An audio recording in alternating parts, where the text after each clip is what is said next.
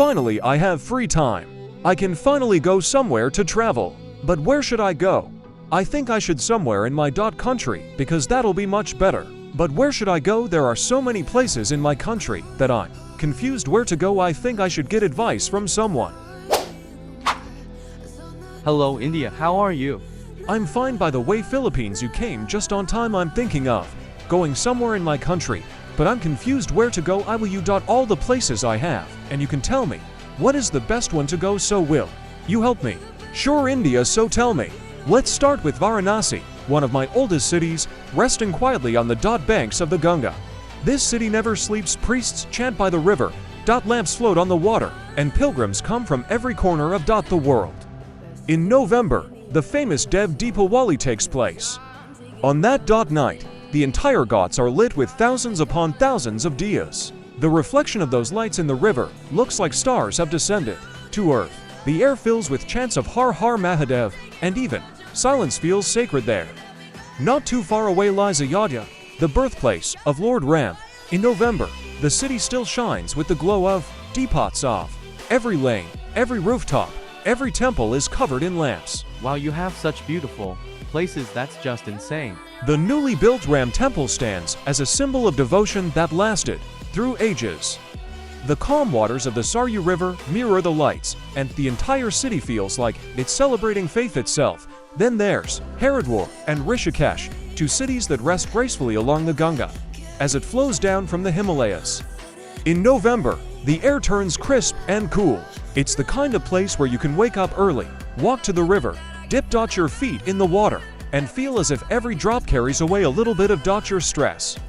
Rishikesh especially becomes peaceful this month. The crowds are thinner, the sunsets are soft, and the sound of temple bells echoes between the hills. If you travel higher into the mountains, you'll reach Kedarnath, one of the 12 Jyotirlingas dedicated to Lord Shiva. Wow, you have so many places. November is special here. It's the final month before the temple closes for the winter. The snow starts to gather around the peaks, and the cold wind brushes against your face as you stand before the temple, surrounded by towering white mountains. It's one of those places where you truly feel the presence of something beyond human understanding, quiet, eternal, and powerful. Moving west, Pushkar in Rajasthan is one of the liveliest places to visit in November. This is when the world-famous Pushkar fair takes place. It's not just a fair, it's a festival of life. Traders bring camels and horses, music fills the desert air, and people from around the world come together by the holy Pushkar lake. The lake itself holds great significance. It's said to have been created by Lord Brahma, and it's home to one of the very few temples in the world dedicated to him. During Kartik Purnima, thousands of devotees take a holy dip in the lake. The atmosphere is filled with devotion, color, and joy. Far to the south lies Rameswaram, another of the 4 sacred Dham sites. The Ramanathaswamy temple here is famous for its long corridors and carved pillars. It's believed that Lord Ram worshipped Lord Shiva here before crossing to Lanka. The air smells of the sea, and the sound of waves mixes with the ringing of bells. November is the best time to visit. The humidity drops, and the sea looks calm and blue. Standing near the shore at Dhanushkodi, you can almost imagine the path that once connected India to Sri Lanka. Heading west again. Dwarka in Gujarat stands proudly as the ancient kingdom of Lord Krishna. The Dwarkadish temple overlooks the Arabian Sea, and when the sun sets behind the waves, the temple's golden flag glows with divine beauty. Yeah, now I know why you were confused about that. You have so many good places to visit. November brings mild weather and peaceful seas, making it perfect to visit both Dwarka and the small island of Bet Dwarka nearby. It's said that Lord Krishna once lived there, and walking those sands feels like stepping back in time. Close to Dwarka is Somnath, another Jyotirlinga temple, and one of the most powerful symbols of faith and resilience. This temple has been destroyed and rebuilt several times throughout history, but it still stands strong today, facing the endless sea with unshakable courage. The sound of the waves crashing behind the temple creates a rhythm that feels almost like nature itself is praying. Moving east, there's Puri in Odisha, home to the Jagannath temple. November is calm here, the weather cool and pleasant. Pilgrims walk through the narrow lanes, filled with the aroma of temple food and flowers. The temple's massive chariot from the annual Rath Yatra still stands tall, reminding everyone of the unity of devotion. The beach nearby is quiet, and when you sit there in the evening, listening to the ocean, it feels like time itself slows down. In the south again, Tirupati Balaji in Andhra Pradesh remains one of the most visited temples in the world. Even with the crowds, there's something incredibly powerful about it. When you stand in front of Lord Venkateswara, all the noise of the world fades away. The gentle hills, the chants of the devotees, and the cool November air make it one of the most peaceful times to visit. In Tamil Nadu, Madurai also shines bright in November. The Meenakshi Amman temple stands as a masterpiece of architecture. Every wall, every tower tells a story. The post-monsoon weather adds freshness to the city.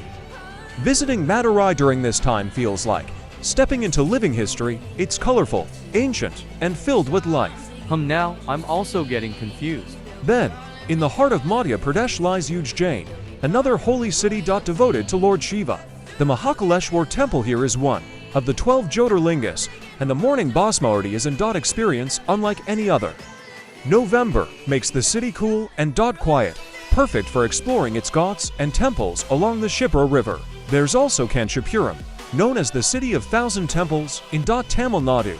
The air there feels ancient. Every street corner has a shrine or a statue.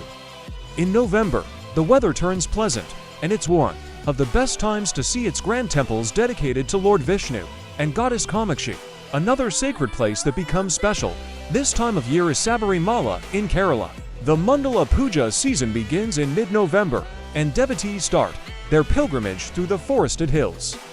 The journey is long and full of devotion, and reaching the shrine of Lord Ayappa at the top fills pilgrims with pure joy and peace. In the west, Mount Abu in Rajasthan, home to the Dilwara temples, also looks beautiful in November. I think I should also visit these places. The marble carvings inside those temples are among the finest in the world. And the cool climate makes the hills feel refreshing after the desert heat. Every one of these places, from the snowy peaks of Kedarnath to the sunny shores of Rameswaram, holds a story, a prayer, and a piece of history that's thousands of years old. November brings the best of all worlds: good weather, calm crowds, and a chance to experience spirituality in its purest form. So what is best then? I have a couple more. Should I tell? You should tell them in the next part. Okay, if this video gets to 150 likes, I'll definitely make the next part. And if they hype this video as well, and comment down what video they want in the next video, and comment something good for shout out in a future video, so I will make the next part, and then I would tell even more beautiful places from my land. And they should also like this video as well, and subscribe. See you all in the next video, guys. See you all in the next video as well.